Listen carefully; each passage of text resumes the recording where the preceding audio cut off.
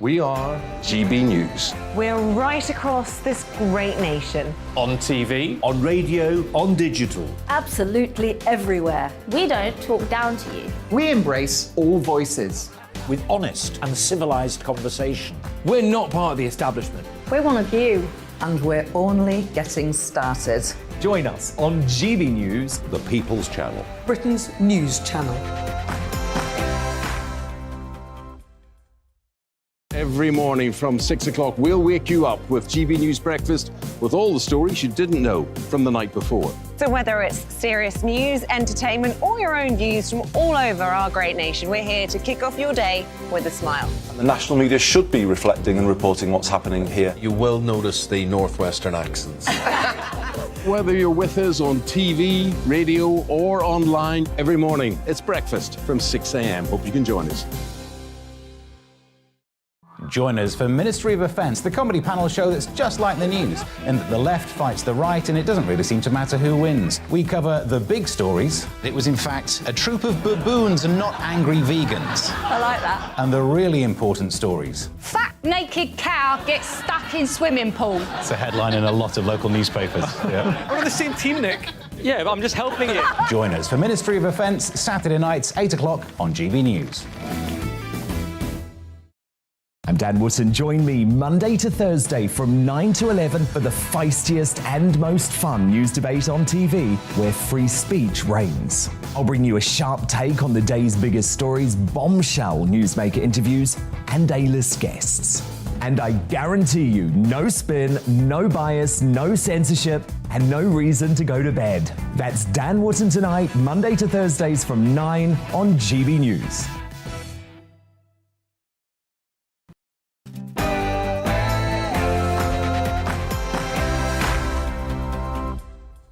I'm Andrew Doyle. In a moment, it will be time for Headliners, where I'll be taking you through tomorrow's newspapers with the help of my comedian panel. But before then, it's the news headlines with Bethany.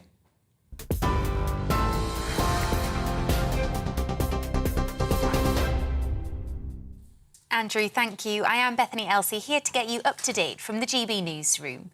The US Supreme Court has ended the constitutional right to abortion in America. The conservative majority court overturned the landmark Roe v. Wade ruling that legalised abortion nationwide in 1973. Individual states can now choose their own laws to limit or even practice the ban the practice. The Prime Minister, Boris Johnson, described it as a big step backwards. Scotland's First Minister, Nicola Sturgeon, said it's one of the darkest days for women's rights in her lifetime. And US President Joe Biden says it will have immediate consequences for millions of women. State laws banning abortion are automatically taking effect today, jeopardizing the health of millions of women, some without exceptions. So extreme that women could be punished for protecting their health. So extreme that women and girls were forced to bear their rapist's child. Boris Johnson says voters can beat him up all they want, but he will keep going after his party suffered a double by-election defeat. The Conservatives lost the Devon seat of Tiverton and Honiton to the Liberal Democrats and Wakefield in West Yorkshire to Labour. The losses prompted the resignation of the party co-chair Oliver Dowden, who said Tory supporters are distressed and disappointed, and that somebody had to take responsibility. Boris Johnson denied his premiership had been dealt a blow. My attitude to by-elections, if governments crumpled because of by-election results in the whole of the post-war period, we wouldn't have had many post-war governments. And that, I'm afraid, of course, we need to listen to the messages that we're getting. We need to learn. But in the end, we've got to get on and deliver for the British people. And that is what we're doing. The governor of Luhansk says Ukrainian troops defending the city of Severodonetsk are set to be pulled back. After weeks of fighting and bombardment, the city in the eastern Donbass region has been reduced to rubble. The city would be a significant strategic gain for Moscow as it continues its offensive to capture the entire Donbass region. A fresh alert has been issued to train passengers amid concern many won't cancel day trips or weekend holidays, despite another day of rail strikes tomorrow. 40,000 RMT union members at Network Rail and 13 train operators will walk out for a third day this week in a dispute over pay, jobs and working conditions. Just a fifth of services will run and half of lines will be closed. On TV, online and DAB plus radio, this is GB News. Now, let's get back to headliners.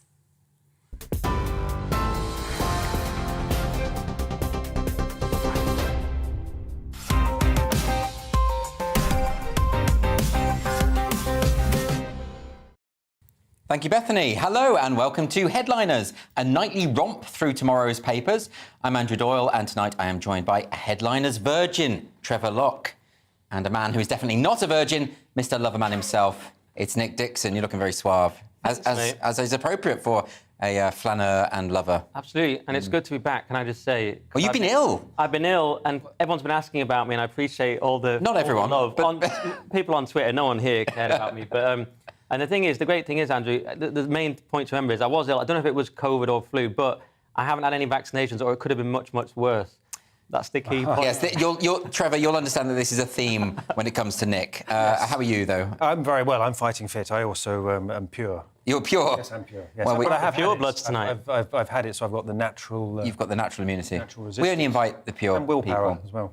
Let's move on to look at the front covers tomorrow, and we're going to start with the Daily Mail, which leads with Javid, tell public the truth about anti-Tory pact. The Labour and the Liberal Democrats must come clean over whether they have an electoral pact. Sounds rather sinister. Saturday's Telegraph now has Tory rebels plot next move to unseat PM. That is, of course, inevitably in the wake of the by-election defeat. Moving on to Saturday's Independent now, and they lead with has Johnson in peril? As Tories warn, mood has shifted. And also a story there about Roe versus Wade. Seismic ruling strips women of abortion wall. And now we're moving on to Saturday's Guardian, which has Tory grandees tell Johnson after historic defeat, just go. This is very much a theme of the front covers tomorrow. Moving on now to the FT, and we have top US court scraps Roe versus Wade in heavy blow to abortion rights. And I'm sure we'll be getting onto that story as well. Let's move on now to the Mirror. And they lead with, go now. Just a very direct call for Boris to leave. They say Boris gets battered after the election defeat. And then we move on to Saturday's Times. And that's PM faces new Tory threat. Rebels plan takeover of key backbench committee after disastrous by-election results. Saturday's Sun has Katie's jailbreak. She dodges prison, apparently. And now moving finally on to the Daily Star, which has health warning over builders' burnt bums. That'll cost you. I have no idea what that's about, and I have no desire to do so. Let's move on. Those are your front covers.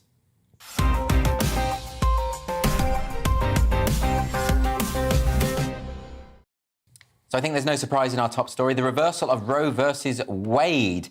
And who better to discuss it than three middle-aged men? Nick, you know about wombs and reproduction and all the rest of it? Firstly, I'm shocked you've said middle-aged. I consider myself young. Secondly, you're dressed like a Republican senator who's just banned abortion. That was the look I was going for. I think I pull it off. It's great. I love it. I'm loving this new Republican Andrew Doyle.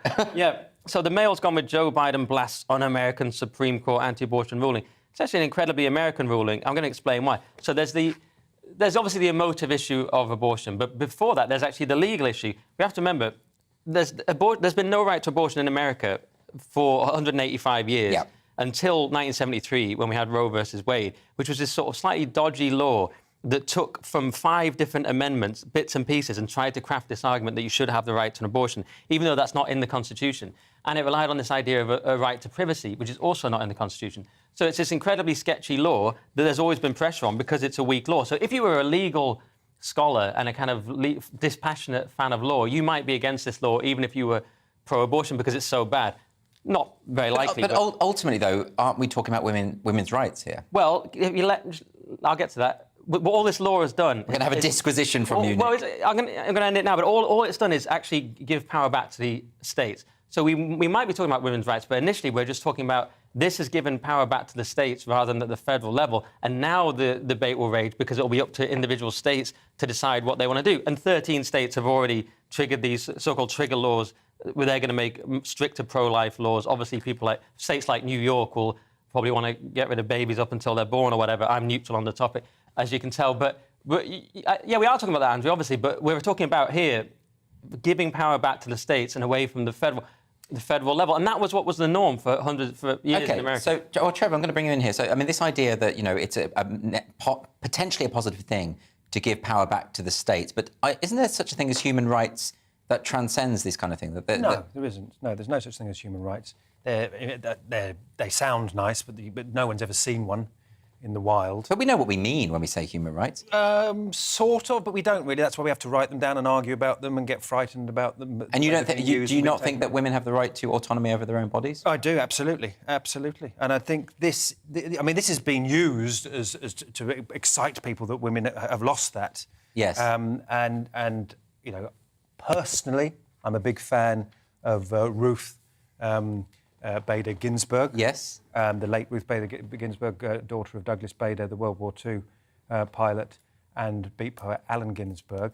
She was pro-abortion, as am I, but she also had problems with the Roe versus Wade decision. She knew that it wasn't constitutional. So it feels like we're coming back to this issue of what is constitutional and what is not constitutional. Well, yes, but basically now, pro-choice. Every state, the smaller polities, get to choose their laws. Oh, so that's only a good thing, isn't it? The smaller the groups of people that vote for and choose their own rules, that's more democratic. OK, but we know that the majority of the country are not in support of the Supreme Court's position on this. So if we're talking about democracy, it feels a little bit flimsy. And similarly, what about... How do you know that? Because there have been polling. And what do we do with if you're a young woman who requires... You mean in terms of pure numbers, because the population is higher in places like New York? I think it's 65% are against the ruling. But I mean, let's look at the individual cases. What if you are someone who has to now travel to a whole other state or will be potentially criminalised for something that is considered among feminists and women to be an integral aspect of their rights? Well, it's considered by some. I mean, that's not always been a position. I mean, even people on the left, like Christopher Hitchens, was pro-life and more or less ridiculed the idea that it was the woman's body. But I digress. Look, there are many choices you still have. I mean, some pro-life advocates would say you have 4 choices. You have chastity, you have abortion, you have contraception, you have motherhood. So it's not like you're without choices. And there's also many states where you'll still be able to do it. So, and to answer your earlier question about human rights, what they do, what the Supreme Court does in these cases, if there's nothing specifically in the Constitution, they look at the first 8 amendments to see if there's anything in there. And if there's not, they look at the general history and culture of the country and they decide, is there anything in that history that suggests abortion should be right? And that's never been the case in America, which is one reason they've ruled this. Do we not think, though, Trevor, that, if we do criminalise, as they are, criminalising abortion in certain states, you're not actually going to stop abortions occurring. People are just going to do it illegally. Well, hopefully they won't do it illegally. Hopefully they'll be able to get it done properly, safely and legally. But what about in a state like Texas, where that's very unlikely? Well, then they'll have to go to a state not too far away, maybe California. Texas is huge. It's like the size of France and Germany put together. It's massive. Yeah. And that's not within everyone's means, is it? That is bad for those people. That it is a bad thing. If you want an abortion in Texas now, right. That is a bad thing. But you live in Texas, and this is what's happening in America. It's becoming more and more... The division was already there, but it's becoming more and more explicit. So California had horrific rules about COVID and very high taxes. If you don't want to live in communist California, you move to Texas and Florida. At least they have the option. And, that's just the way the country is now. Saturday's Guardian next, and Boris Johnson with a surprising level of self-awareness. Trevor? Yes. Well, so... what the headline is, Boris Johnson admits by-election defeats, not brilliant, and people have called for his resignation. I imagine if you voted for Boris Johnson, you voted for a Conservative Prime Minister. Sure. He hasn't been a Conservative Prime Minister. OK, he got a sort of Brexit done, but since then he's not really behaved like a Conservative Prime Minister. He's done a very good job of leading the Labour Party, perhaps, but... you'll probably be disappointed in him as a Conservative Prime Minister. So that's what... Is your view that he should perhaps not underplay it in this way by saying, well, it's not brilliant, and actually probably just take the plunge and resign at this point? Well, I don't know about that. What I do like... So what he said here, he said... he said, look, People are finding it tough. They send messages to politicians. We've got to respond. And he said that from Kigali. Yes. And I think that's great that, he's really piloting his own asylum seekers solution by sending himself. Oh, it's innovative, isn't it? Yeah. So I think, at least he's eating a little bit of humble pie. He's piloting that scheme on his own. So he's admitting that he's made a mistake and he's punishing himself. Isn't it interesting, though, that he's saying, we've got to... They're sending us a message, so let's just ignore it. Is that not what he's doing, Nick? I don't know if he's saying that exactly. Well, the question is figuring out the message. There's a couple of questions here. One, is this a win for Labour, or is it just a loss for the Tories, if that makes sense? And two, what is the message they're sending? Is it around Partygate? For some people it will be. Or is it more around cost of living, inflation, high taxes? Or is it all of it? Because there's quite a lot to go on. I mean, like Trevor's hinting at, I think if Boris Johnson had actually been more conservative, he'd be on firmer ground with things like Partygate. I found it interesting, Lord Frost was tweeting about it. Some people disputed his figures, but he said in Tiverton the Tory vote went from 43% to just under 20%. Nearly 20,000 Tory voters stayed home. And the Lib and Lab vote, Liberal Democrats and Labour, only went from 25 to 29%. And in Wakefield, it actually went down from 28 to 20%, but the Tories went down even more from 30% to 12%. So the question is, is it really a win for Labour? It feels like to me, it's not. It's just people saying... Well, it depends. I mean, in Honiton, you had Labour voters tactically voting Lib Dem because the Labour vote dropped massively, and that suggests that Labour voters are now interested in those sort of tactical votes. In Wakefield, however, it did swing to Labour. It was a significant swing, I think. Yeah. If that were to be replicated across the Red Wall, Johnson might be able to recover. Keir Starmer might be able to recover it. Yes, he might be able to. It depends who they replace Johnson with. Yes, it very much does. Or maybe we will find out that Johnson replaces Keir Starmer after the next election. Well, I mean, don't you think, though, that Labour, if they just had someone with a bit more energy, someone with a bit more charm... If they didn't have a pudding as their leader. Yeah, that's what I'm going to suggest. Or someone who knew what a woman was, or... That would be a big like bonus. The working class. Because apparently women have the vote as well, and they don't like being told that the person they're voting for doesn't know that's what the next what story. We're getting rid of the women's vote. Well, let's actually move on. That's your dream, isn't it, Nick? This is a related story. One Conservative candidate had a rather novel method of dealing with the election results. Nick, do you want to tell us what happened? Oh, yeah, I didn't know we were going to do this as a discrete story, but I am happy to. This was fascinating. Yeah, this was Helen Herford, who hid in I believe it was a dance hall. She sort of locked herself in a dance studio to avoid the result. I had quite a lot of sympathy for her. I mean, she was getting attacked on Twitter. It's obviously quite funny, but who hasn't done a gig as a comedian? Obviously, I've smashed 99% of my gigs, but who hasn't done a gig where it's gone so badly you've wanted to just hide and not even walk through the room that you've just performed in? I mean, no, it hasn't happened to me, but I can understand, I can empathise. I saw it happen to you, and I thought,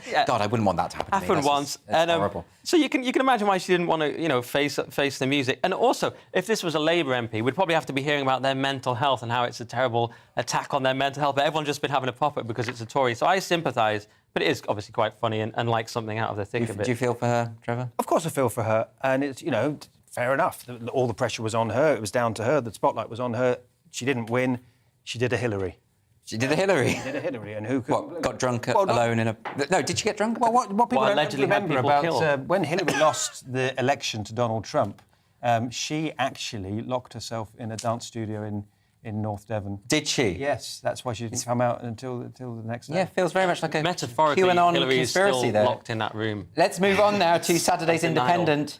And Joe Biden. Joe Biden is a competent and cognitively sound leader of the free world. Isn't that right, Nick? And I'm sure you're going to endorse... Is that satirical content? Yeah, so this is... Biden accidentally reveals embarrassing cheat notes to himself. I don't know if we have the picture of it, but what it is, it's a series of notes to Biden. Let's have a look. From Biden or his staff. Here we go. And it says things like, say hello, sit down, ruin America. It's stuff like that. No, it's actually, it says you, my favourite one is, you take your seat. So all the yous are emphasised, so he knows the person doing the thing is him.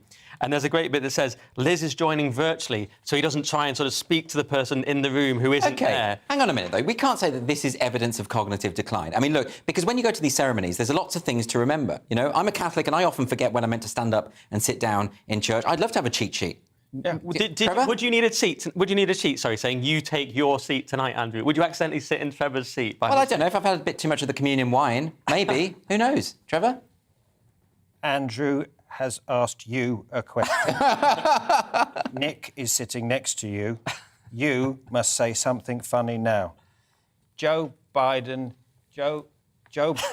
is a competent leader of the US, and he definitely won the election fairly. You see, it works, and everyone's a winner. Do you know what this reminds me of, though? Apparently was sniff a child's hair as well. Absolutely not. Nick, you know what? I know you're a big Trump fan, and a lot of people, though, at the time were casting aspersions about Trump's cognitive abilities and doing this sort of armchair psychological reading, saying the man is mad, right? How is that any different from us sitting here and saying he's Joe Biden's a doddery old fool who shouldn't be in the I'll White give you House? the crucial difference. Trump wasn't in decline mentally. Biden is. And that's the crucial difference. But that's just your opinion. No. Your armchair psychology. That's the opinion of Trump's doctor.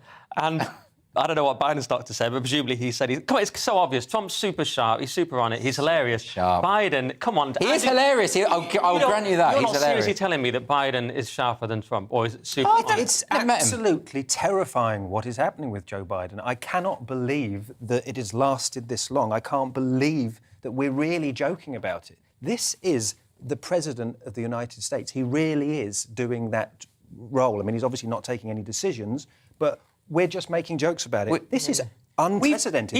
No, it's not unprecedented. We've Yes, been here it before. is. We've had presidents in cognitive decline before. Well, yeah, but not like this. Do we even know that he knows that he's the President of the United States? He's not sure. He said the most cruel what they're doing to him. He said the most important word in the American language was fnuff the other day. Come on. Yeah, it's just a word you're not familiar with. It's a very important word. It's like kafefi. Anyway, Saturday's Telegraph now, and we've all heard of the ghost of Kyiv. But how about the goat of Kyiv? What's the goat of Kyiv? Well, it's the original recipe for chicken Kiev. Yes. Yes. It was actually made of goat. Yes, it was originally. Yes. And then, of course, the French got hold of it and it became... Ruined it, as they do everything. Exactly. The Telegraph, goat of Kiev triggers Russian booby trap. I've got a problem with that. Do we have to genderise the trap? Do we have to call it booby? Yeah. It's a torso trap. And why is it triggered?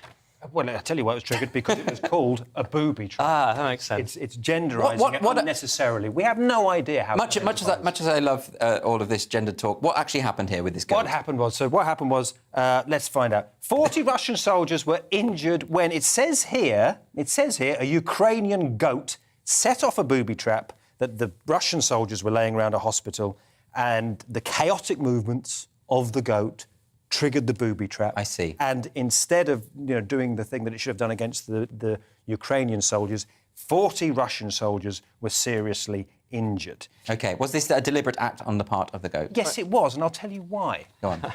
So, now we all remember, there's all kinds of secret parts of the military in all different countries. So, I don't know if you remember... In the Second World War, we don't remember this, we've already read about it. Pigeons were used in combat. They were, by yes. the RAF. Seals are used by the US Navy.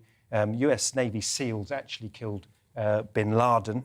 And what we've got here, these goats, people have been saying Germany needs to get involved. Yes. Well, this is how Germany's got involved. The Nazis did enormous research into training goats to accomplish high difficult missions, and these are Uber goats. Uber goats. These are German Uber goats And there was that have gone also- in and deliberately done Nick, it. There's also the secret test of the men who stare at goats, famously, in that John Monson book. But also, I'd just like to clarify, when I heard a story, I thought it meant the greatest of all time, the goat. Yeah, that's what But goat actually, means. it's an actual goat. Though, in a sense, if you're a Ukrainian, he is the greatest of all time because he did this to some Russian Fair soldiers. enough. Right, that's enough of the goats. That's it for part one. Coming up after the break, 2,000-year-old eggs, cybernetic humanoids, and that classic comedy topic, assisted dying. Wish us luck. See you in 2 minutes.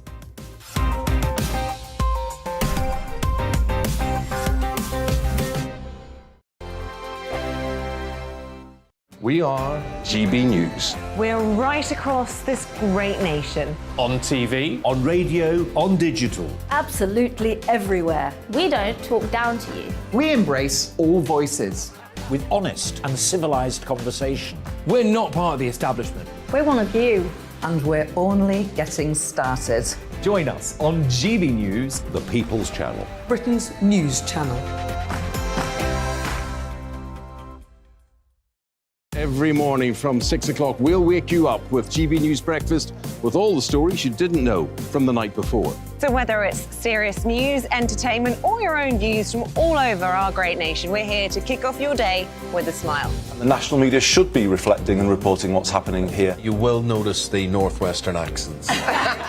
Whether you're with us on TV, radio, or online every morning, it's breakfast from 6 a.m. Hope you can join us. Join us for Ministry of Offence, the comedy panel show that's just like the news, in that the left fights the right and it doesn't really seem to matter who wins. We cover the big stories. It was in fact a troop of baboons and not angry vegans. I like that. And the really important stories. Fat naked cow gets stuck in swimming pool. It's a headline in a lot of local newspapers. Yeah. We're on the same team, Nick. Yeah, but I'm just helping you. Join us for Ministry of Offence, Saturday nights, 8 o'clock on GB News. I'm Dan Wootton. Join me Monday to Thursday from 9 to 11 for the feistiest and most fun news debate on TV, where free speech reigns. I'll bring you a sharp take on the day's biggest stories, bombshell newsmaker interviews, and A-list guests. And I guarantee you, no spin, no bias, no censorship, and no reason to go to bed. That's Dan Wootton Tonight, Monday to Thursdays from 9 on GB News.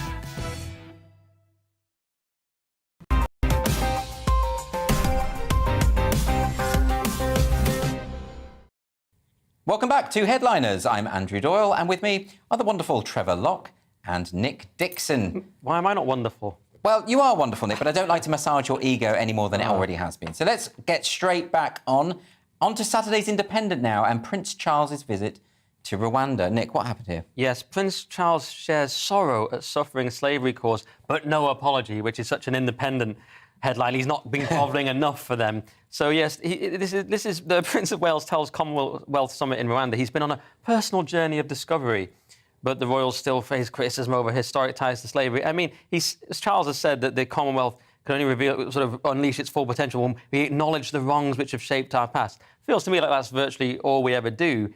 I mean, look, we are the country that ended slavery. Let's be honest about that. We've talked about... Well, it's still going on. Well, there are more slaves alive today than in the 19th century. As Douglas Murray has pointed out, there's 40 million slaves alive now. And no one really talks about that. We're desperate to talk about our historical terrible things we did rather than modern-day slavery. So I would point that out. Also, if anyone should defend and celebrate our country and our values and our achievements, like getting rid of slavery, surely it's the royal family. Do they have to do this endless lefty hand-wringing? That's what the Guardian and Independent are for. So, Trevor, is it possible that you should apologise for things that you weren't around for? Is that something you should be doing? I don't think it's something you should be doing. I think it makes sense. It's what people want you to do. Right. And some people like to do the thing that people want them to do. Maybe he's a people pleaser. Maybe he's got codependency issues. I don't know. I'm surprised to learn that he still had slaves. Yeah, I know. That's the shocking thing about this. If you're watching this, Charles, please. I know, it's outrageous. Slaves. It's absolutely outrageous. He should apologise. No wonder the Independents are angry about it.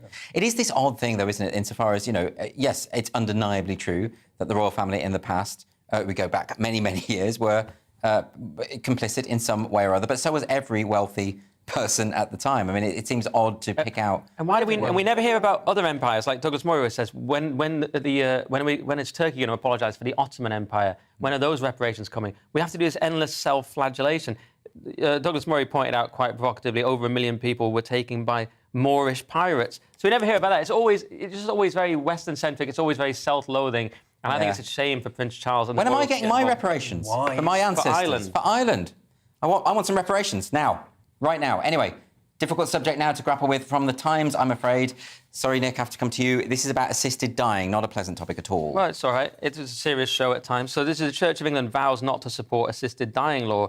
When I saw this, I was confused because the Church of England, it sounded like it was doing something vaguely Christian. I was waiting for some sort of twist, like it's set white people who deserve to die. But it's actually the Church of England doing quite a Christian thing. William Nye, the Secretary-General of the General Synod, saying that assisted suicide could lead to people being pressurised into ending their lives, and it would also undermine the intrinsic value of every human life. Now, some people have hit back. Baroness Meacher has said that the Church is out of touch, and there's also this YouGov poll that says 73% back change on this, but then Nye has countered that, saying that opinion polls are not a valid means to test ethical arguments, which I think is probably correct, and perhaps even applies to that abortion story we just mentioned. But that's it in a nutshell. Trevor, do you have any particular feelings about where the Church of England should stand on this issue? Well, I find it baffling when you consider that the Church of England is a Christian church. Yeah.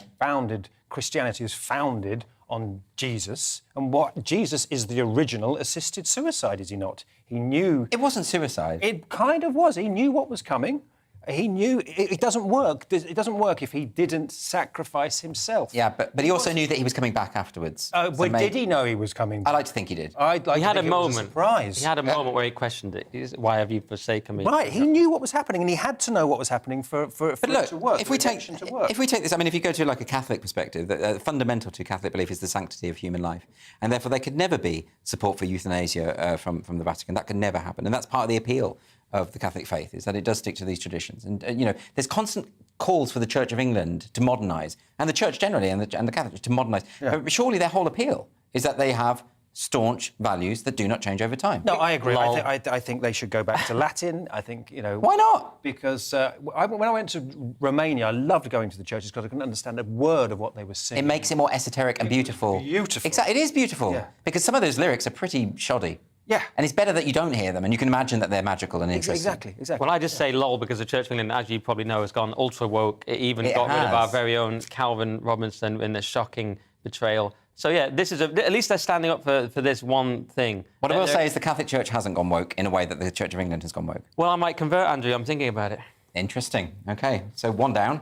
On we go to Saturday's Telegraph. And what came first, the tortoise or the egg, Trevor? It was the hare, actually. Oh, yeah. I don't option number 3. Yeah. Always, every time. It's always the one. Actually, it was the tortoise in the end, wasn't it? The hare got a good head start. I think that's what happened. Right. What's this about, Well, then? the Telegraph has written a misleading headline. Who would have thought? 2,000-year-old tortoise and its egg discovered beneath workshop in Pompeii. The tortoise was not 2,000 years old. I was going to say, that's astonishing. It is astonishing, and it's a lie. The Telegraph have once again lied to us. The tortoise was not... Fake news. Fake news. It wasn't 2,000 years old. I mean, tortoises are long-lived, but not 2,000 years. So they can do 200, probably, on a good day. But I don't know. Maybe. So they found this tortoise preserved beneath the volcanic ash of Vesuvius, Pompeii. I think we've got a picture of the preserved tortoise. I mean, it doesn't look much like a tortoise. Oh, that's the egg, I think. I think that's the egg. But apparently this dated after there was an earthquake about 10 years before the actual eruption, and there was apparently a property where the tortoise could scuttle off and lay its eggs in peace. And they think that this tortoise died in years before the AD 79 eruption. So, so it's fascinating. Have you been to Pompeii? I have not been to Pompeii. No, I've nearly been there. I've been to Naples, and I've seen some of the things in the museum that they've had. And it is astonishing. It is incredible. Some of the things I was hoping to see a tortoise. But they didn't have a tortoise, and that would have made my holiday a much more happier experience. The only reason people go to Pompeii is to see the tortoise. Well, it is. When you think of ancient Rome, that's one of the things you think of. You think of tortoises. Well, I mean, what this does suggest is they did have wild animals in Pompeii, which is quite an interesting... So you consider a tortoise to be a wild animal rather than a domestic... Well, I mean, have you ever met a tortoise? They can be pretty fierce. I have met tortoises. They're just slow, and that misleads people into thinking they're gentle. They're not. They're vicious. They're just really slow about it. Right, yeah. They're like those zombies that can't run. They just sort of shuffle. Yeah. I mean, who cares? They are used in the military extensively. Tortoises are used in the military. Yes. Saturday's Express next, and more plans are afoot for dealing with the housing crisis. Nick. Oh, yeah. Crackdown on second home owners as Tories propose Airbnb ban. So it's a controversial one because obviously in places like the Lakes where I'm from, you've got this thing where people just rent out homes for a few months of the year. Perhaps not ideal. Some people in the Lakes, in places like that, are not keen on Airbnbs. Why? Why would they not be? Well, it's all a bit complicated. I mean, it's like the problem is what's arguing here is you have communities devoid of life apart from a few months of the year. So this idea that it's unfair to just have a second home you rent out as an Airbnb, you're not really... You're not part of the community. Right. That's one argument. Some people... My mum was saying it's all right if they already have a second home, but then my dad was saying that's unfair because why should the people just be punished who already have one, etc. My take on it is that it's a bit nanny state for the Tories to be banning it, even though I understand the argument. It's not very conservative, is it? Well, it's not their... if you've got the property, if you own the property, isn't it up to you what you do with your property? And that includes renting it out to people who want a drunken party at a weekend. Is that not fair enough? It should be in a Trevor? country. Feels like a Labour government's attitude. I imagine if you voted Tory, you would be looking for other measures than cracking down on second homes. You might be thinking, why are there so many people without homes in this country? Is it because hundreds of thousands of people arrive here every year and need to be housed? I think a lot of people voted for the Tories because they wanted to crack down on Airbnb. I think that's probably... should have been in their manifesto, really. On to Saturday's Mail. And, of course, it wouldn't be headliners without an Elon Musk story. What's he up to now, Trevor? Well, so... iRobot, eat your heart out. Elon Musk says Tesla's AI humanoid robot, Optimus, that can walk at 5 miles per hour. I don't call that walking, that's a jog. And deadlift 150 pounds will be ready in 3 months. Right. That's the headline. Now, if Elon Musk says something's going to be ready in 3 months, it's probably going to be ready in about 3 or 5 years. Yes. However, the fascinating thing is he's invented AI robots. He's invented robots. Let's have a look at some of the things he said about robots in the past. He has said, if an AI beyond basic bots hasn't been applied to manipulate social media, it won't be long before it is. We could create an immortal dictator from which we would never escape. Oh, my goodness. So Now, he's playing God. I think this explains Joe Biden's malfunctions. I think Joe Biden is a prototype AI created by Elon Musk. That could be. That could explain. Well, he's not done a very good job then, has it? malfunctions. This is terrifying to me. I mean, the idea that you can create a robot that can think for itself, But it can is good. feel, can emote. It's good. Why? That it's Elon Musk doing it because remember he's going to buy Twitter. Ah, yes. And then when you have robots employed at Twitter, things will be a little bit more empathetic. Yes, certainly. Decision-making will be a little bit more human. They probably wouldn't just censor people they disagree with. Right, exactly. They would wipe them out with their lasers. Yeah. Yeah. Can I make a small point? This robot can deadlift 150 pounds. That's nothing. It's about 68 kilograms. I can deadlift 120 kilograms before I got ill. I haven't checked now. It's more like 265 pounds. To give you an idea, this is a pretty weak robot. No, you're just using this as an opportunity to boast about your physical prowess. No, because my deadlift's not considered that high, but it is just a lot higher than this robot, so that's all. Yeah, but you know where it'll lead, Nick. That's what it can do now, and then the robots now. of the future. I know where it's As gonna it builds lead. up, as it takes more robot protein, exactly. It's going to lead to you and a robot wrestling. to the Yes. death. Yes. Yeah, I mean, exactly. I mean, for now, it's to take on dangerous and boring tasks in a factory. It's like, that's how it starts, Elon. I mean, he already describes his cars as semi-sentient robots on wheels, which is vaguely terrifying. Exactly. So I'm pro Elon Musk taking over Twitter. I'm against him causing a robot-based apocalypse. Just watch Terminator 2, please, Yes. and then just learn, right? Anyway, part 2 is at an end now, but fear not. In part 3, Nick will be telling us how society can remasculinize, a new use for the Parthenon, and why modern culture is dying. Pretty heady stuff. Bring a notepad. See you there.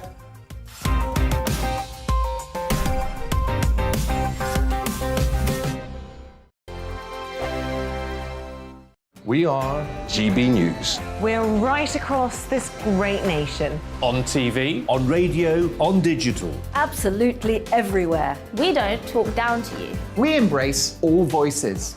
With honest and civilised conversation. we're not part of the establishment. We're one of you. And we're only getting started. Join us on GB News, The People's Channel. Britain's news channel. Every morning from 6 o'clock, we'll wake you up with GB News Breakfast with all the stories you didn't know from the night before. So whether it's serious news, entertainment, or your own views from all over our great nation, we're here to kick off your day with a smile. And the national media should be reflecting and reporting what's happening here. You will notice the northwestern accents. Whether you're with us on TV, radio, or online, every morning, it's breakfast from 6 a.m. Hope you can join us.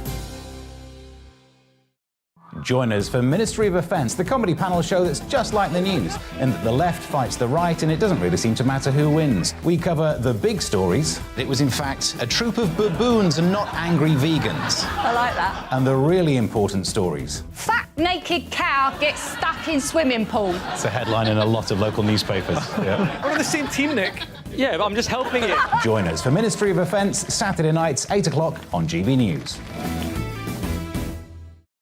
I'm Dan Wootton. Join me Monday to Thursday from 9 to 11 for the feistiest and most fun news debate on TV, where free speech reigns. I'll bring you a sharp take on the day's biggest stories, bombshell newsmaker interviews, and A-list guests. And I guarantee you, no spin, no bias, no censorship, and no reason to go to bed. That's Dan Wootton Tonight, Monday to Thursdays from 9 on GB News.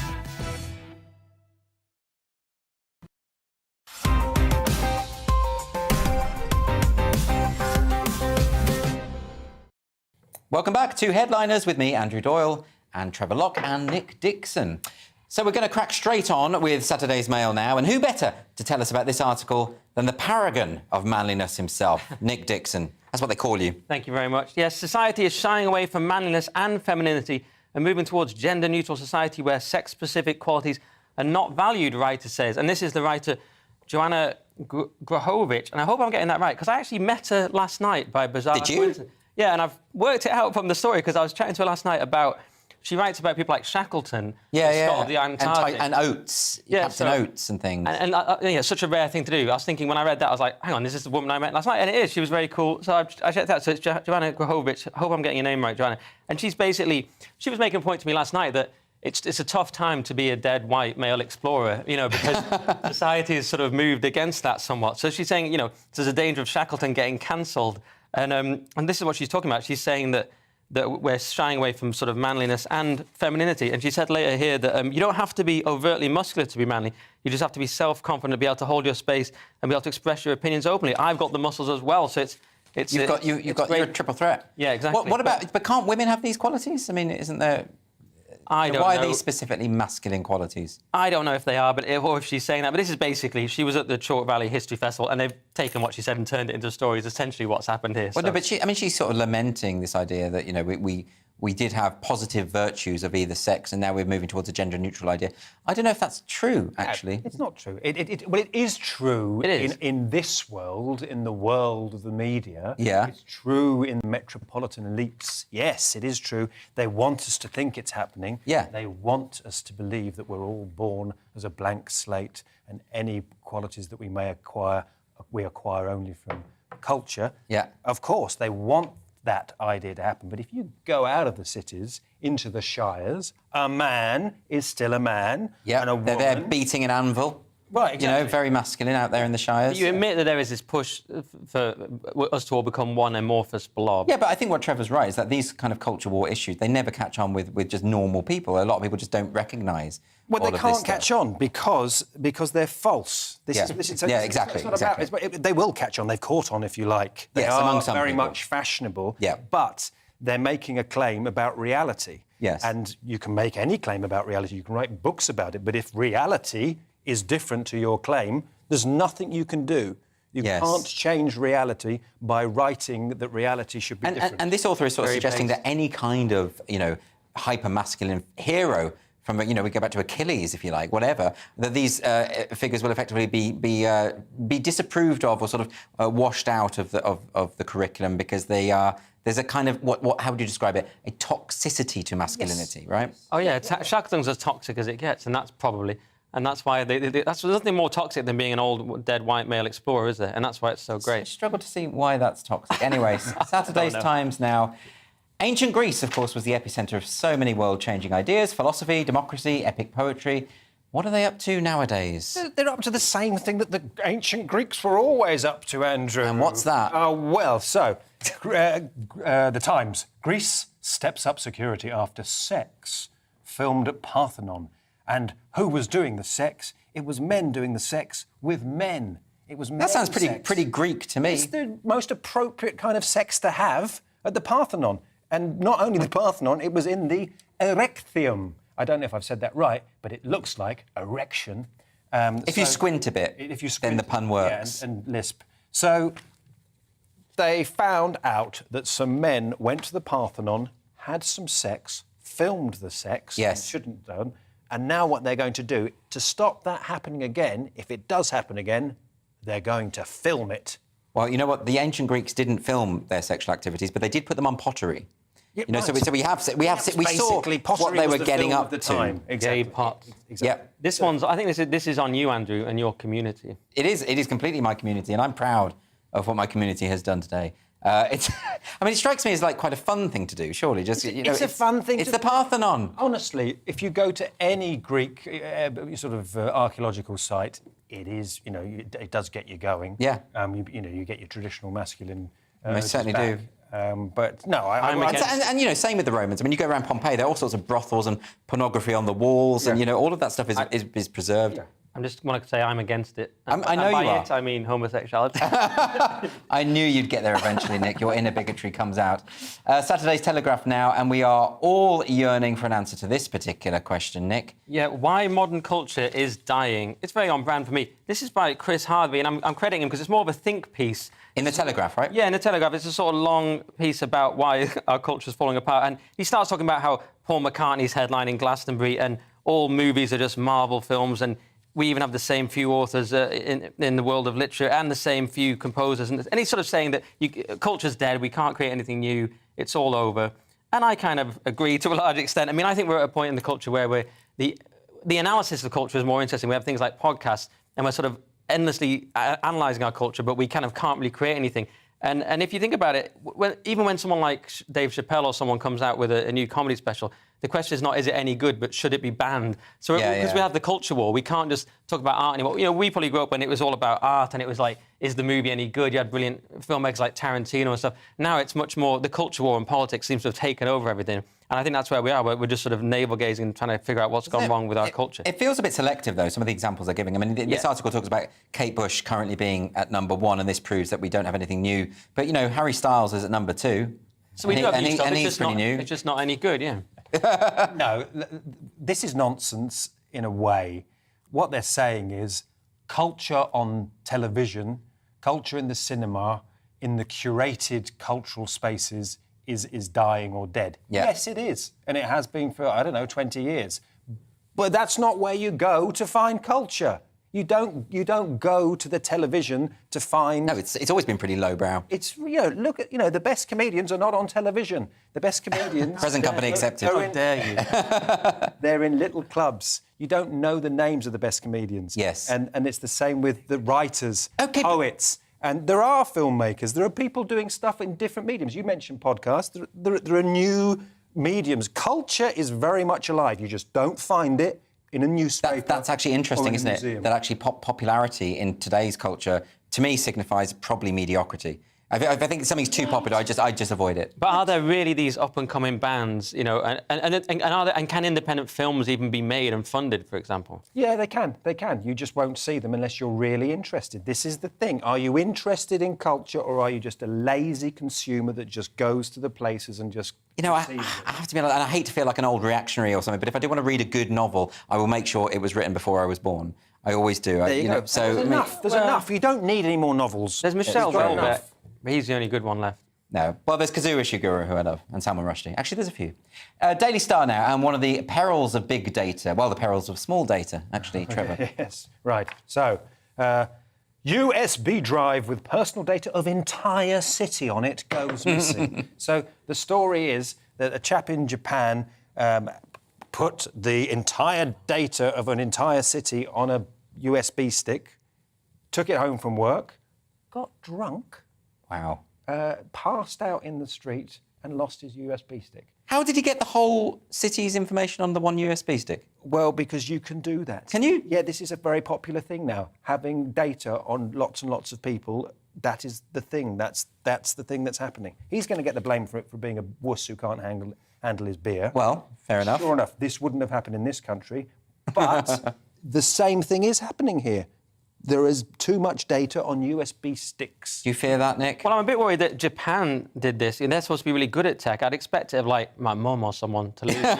My mum's actually very good with tech. Does she get drunk and lose things? No, it's just that, tech isn't that Japan's thing? No, is that it's racist? not. No, it is not Japan's thing. Tech is not Japan's thing. Are you sure? Yes, I've been to Japan.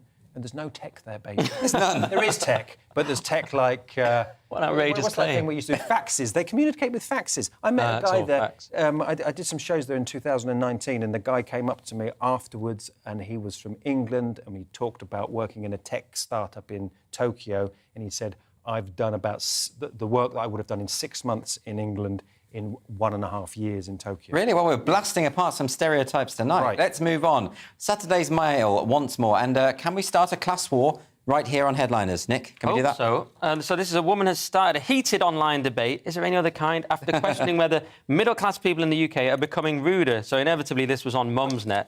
And someone took to Mumsnet and basically said their friend lives in a very posh, conservative middle-class area. She threw the Conservative, and it was capital C, so it was a direct attack on the Conservative Party. and that she's become more and more rude. And I have to say, I don't particularly notice this phenomenon. I notice sort of the opposite, the sort of Crouch End fascists, who are the sort of woke people who are... Yeah, but they're all middle class. They're nice. Middle class, exactly. They're all middle class. Yeah, but they're not necessarily conservative. They are middle class, I'll give you that. And they're nice to your face, but then they get you sacked. No, but this is my point. Like, I think the middle class thing is a very sort of astute observation, because most of my Twitter trolls who get angry at me for, you know, defending free speech and stuff, they tend to be posh, upper middle class, woke types, don't they? Trevor? I haven't seen your Twitter that closely. Yes. I mean, I think that there's different ways of being rude. You know, there most certainly are. I think we go back to the Parthenon. Yes, exactly. The best way of being rude. The working classes are the best at being rude. Absolutely. They're more creative, and it's lovely. It's lovely, and it's just so passive aggressive and uncomfortable. You're never sure if a middle class person is actually being rude to you and why. By the same token, aristocrats are very good at being rude. Oh, Prince Charles. They're brilliant. Noel Coward. Yeah. That kind of, you know. Yeah. I think there's something. If rudeness can be a good art form, if it's done well, the reason I don't like the sort of middle class troll type rudeness is it's just base and stupid. But in general, it's worth noting that values and manners and standards have declined massively anyway, isn't it? I mean, when I was young, you couldn't have your elbows on the table. In hindsight, that seems relatively minor. Elbows on the table at the dinner, you know, that seems... No, it's the height of vulgarity, elbows on the table. Well, now our whole culture's basically collapsed. Blimey. Bit of doom-mongering there from Nick. Saturday's Guardian now. And are we raising a generation of screen addicts? Trevor, are we doing that? Well, we're not, are we? Is that just an alarmist headline? Of course it's an alarmist headline. We could do much better than this. 83 minutes a day it went up. That's, what's, an hour and a half? So what, primary-age children, they're watching 83 minutes a day of screen time? My niece isn't. When I'm babysitting her, she's watching hours and hours on end. So you would say that actually this is quite a conservative estimate? Well, there's not a conservative estimate. People have lied in this. People are ashamed of how much their children look at screens. They're ashamed of how much they look at screens, and so they lie. Do you think there's something in this? You know, where you've got those phones that tell you how much time you've spent on the phones, and they sort of report back to you at the end of the week and invite you to self-flagellate and change your evil ways. I think that's quite good, because you're right. You can become absorbed and you forget how long you are living. Well, how can you in live this world without screens? You've got a screen. You've your phone. You've got the television. You've got the iPad. The screens are everywhere. It is like a dystopian nightmare. If you're only doing 83 minutes a day, are you even alive in the 21st century? Very good point. Nick, what do you think? Do you need some time away from the screen? Well, it's saying that this happened during the pandemic. I'm starting to think this pandemic wasn't all good. And what they really mean is lockdown. That's what they're not saying here. I just want to get my little point in there. Let's do it. Well, look, they're talking about screen time increasing in the pandemic. That's not because of the pandemic. It's because of lockdown. It's because schools were closed and children had nothing to do. OK, well, let's move on now. Speaking of an addiction to television, the CEO of Netflix has come up with a great idea to wean ourselves off the small screen, Nick. Yeah, Netflix CEO confirms adverts are coming to streaming service, leaving fans fuming. This is in the Mirror.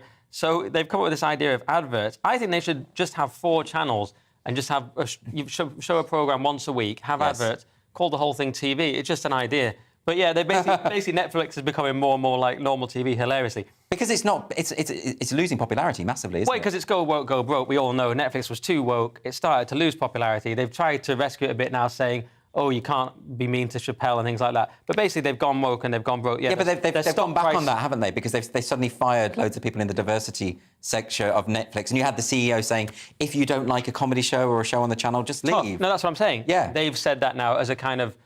Oh, they're trying to backpedal? Yes, backpedal slightly from their wokeness, yes, and saying you have to like Chappelle. Yeah, that's what I'm saying. But their shares have gone to $180 from $602 per share at the end of 2021. So, yes, they're tanking, they're desperate. And if you really look into what they're doing, though, it's an ad option. So you can have a cheaper... It's an ad tier, they're calling it. You can basically have a cheap version where you're forced to watch adverts, but you don't pay as much. I see. That's all it really is if you look into it. But it's not... I mean, does anyone use their own password anyway and their own subscription? Because everyone just keeps sharing them. Well, they stopped you doing that, didn't they? They stopped you. Oh, did they? Yeah, they cracked down on that. And well, I haven't watched Netflix for so long, but just because precisely that point you raised is that I was getting really sick of being preached at. There you go. Yeah. I mean, Netflix is basically one big advert for globalisation, blank slate theory. It's just telling you didactically what to believe and what is right and what is wrong and what is up and what is down, and that is awful. But what's weird is it doesn't work. I mean, they should have worked out by now that people actually, they just turn off, and that's why they're losing all their money. Yeah. They got lucky with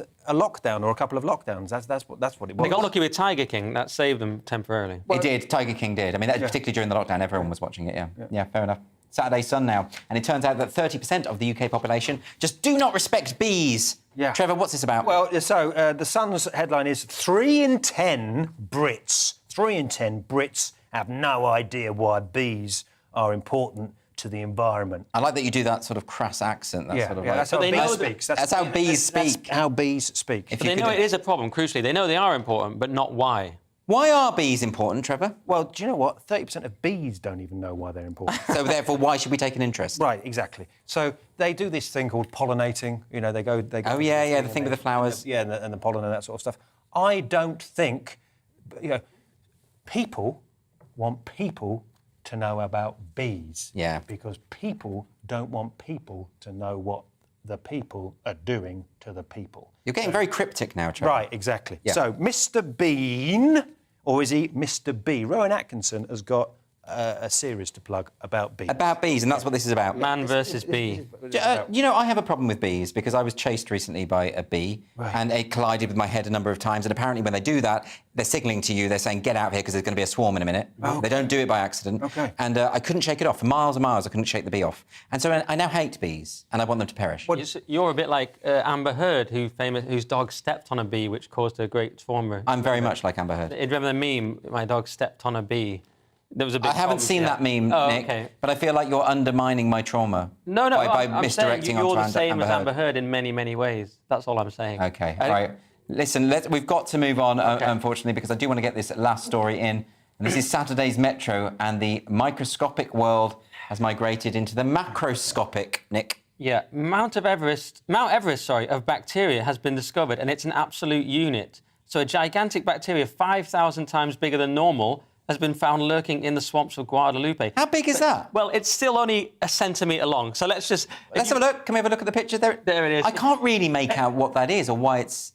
Is that the squiggly thing? Is that the bacteria, the squiggly It's a great tactic for men. Just phrase things. Just say, look, it's thousands of times bigger than a normal... And that's a dime. That's a dime to show the measurement of the... Exactly. That's a big bacteria. It's a fat bacteria. Well, here's the fun bit for you, Andrew. To put it into context, it would be like a human encountering another human as tall as Mount Everest. I mean, that would be pretty frightening. That would be a pretty hench human, a big, burly human. So as bacteria go, it's only 1 centimetre, but as bacteria What is the significance of this? Why should we be worried about a... Well, we shouldn't be worried about it. Clearly, the guys just looked down the wrong end of the microscope. But it's good that you can see a bacteria. Before, we couldn't see them. They were invisible. They should breathe. They should cross this bacteria with a COVID, and then we'd be able to see the COVIDs, and we could just blow them away from each other. Well, then the masks would work, because they would be so big. There you go. We could catch them in nets. I have to say, I'm not up on my science at all. I mean, this kind of thing... I would have thought the bacteria were probably around that size anyway. I don't know, really. No, they're much smaller. And I'm just looking through trying to find out if it can kill us all, but it's not clear yet. Elon Musk is working on it. The world is full of bacteria, and most of them are benign or have nothing to do with us. Yes, but you hadn't met these big meaty bacteria before, and you don't know what they do. These are the Mount Everests of bacteria. You see, I'm scared of AI, and I'm scared of massive bacteria. Yeah, so I just think that's what they want you to be. Yeah, well, I think there's a lesson for us all there. I don't know quite what it is, but I think if we think about it, it will come to us eventually. Thanks very much for joining us for Headliners. We will be back tomorrow at the same time, 11 o'clock, taking you through tomorrow's papers. I'll be joined by Josh Howie and Jonathan Cogan tomorrow. Farewell.